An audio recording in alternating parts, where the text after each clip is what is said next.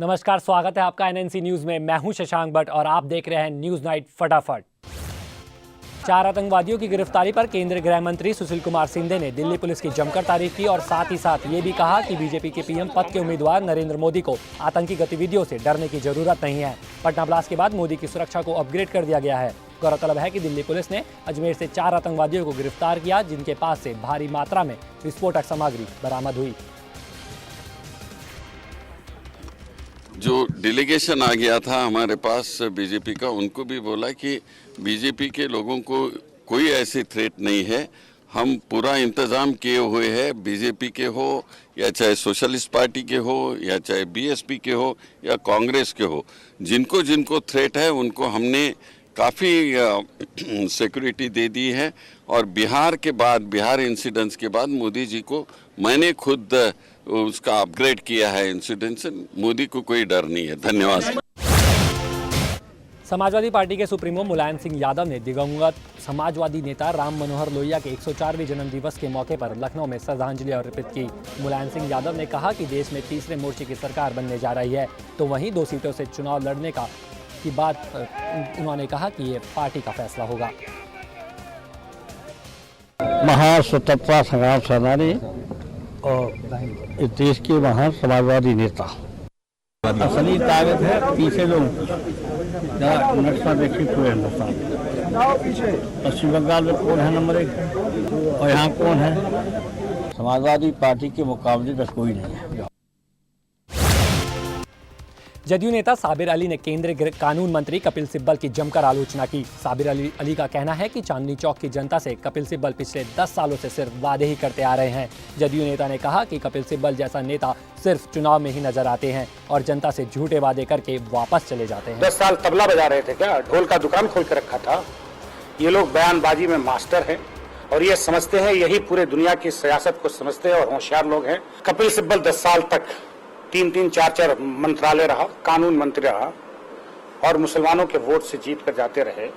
341 सिर्फ रिप्लाई देना है कानून मंत्री सुप्रीम कोर्ट में 10 साल में रिप्लाई तक नहीं दिया। और जितने कानून आए पार्लियामेंट के अंदर किसी को नाफिज नहीं है। जब सत्ता में रहते हैं तो मुसलमानों से घृणा करते हैं। केसरगंज लोकसभा सीट से बीजेपी के प्रत्याशी बृजभूषण शरण सिंह ने सपा प्रत्याशी पंडित सिंह पर संगीन आरोप लगाया। कहा कि पंडित सिंह ने अपने पक्ष में वोट देने के लिए लोगों को धमका रहे हैं। तो वहीं बृजभूषण ने सपा मुखिया मुलायम सिंह यादव को चुनौती देते हुए कहा कि यदि मोदी को हराने की बात मुलायम करते हैं तो वाराणसी में मोदी जी के खिलाफ चुनाव लड़ें। भारतीय जनता पार्टी के प्रधानमंत्री पद के उम्मीदवार नरेंद्र मोदी ने योग महोत्सव में बाबा रामदेव के साथ रामलीला मैदान में मंच साझा किया। तो वहीं बाबा रामदेव ने कहा कि मोदी को देश का प्रधानमंत्री बनाने के लिए कोई कोर कसर नहीं छोड़ना है। देश के अगले प्रधानमंत्री मोदी ही होंगे। 125 करोड़ लोगों के प्रतिनिधि के रूप में आदरणीय काले धन और भ्रष्टाचार मुक्त भारत बनाने के लिए अपनी शहादत दी। 100% मतदान करना है, सही दिशा में देश।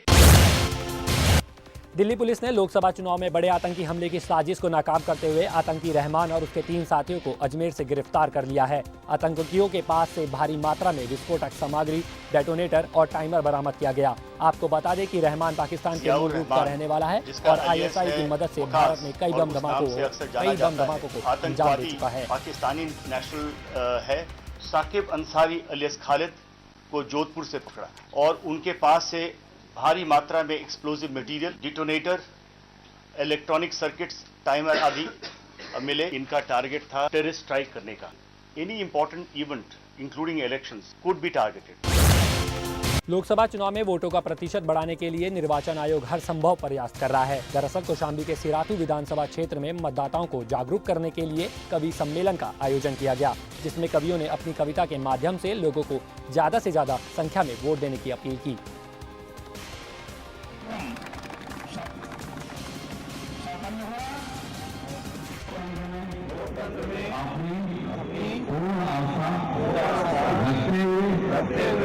परंपराओं की मर्यादा को बनाए रखेंगे। बस्ती बस्ती में ये माहौल बनाया जाए। आपने सब्जी ले आए। मऊ के सोनी धापा मैदान में शहीद भगत सिंह, सुखदेव और राजगुरु की शहादत पर योग महोत्सव का आयोजन किया गया। कार्यक्रम में हरिद्वार से आए बाबा रामदेव के सहयोगी महेश नारायण ने नागरिकों को सेहत सही रखने के लिए योगा करने का ढंग बताया। तो वहीं योग शिविर में दूर दूर से आए हजारों लोगों ने शिरकत की।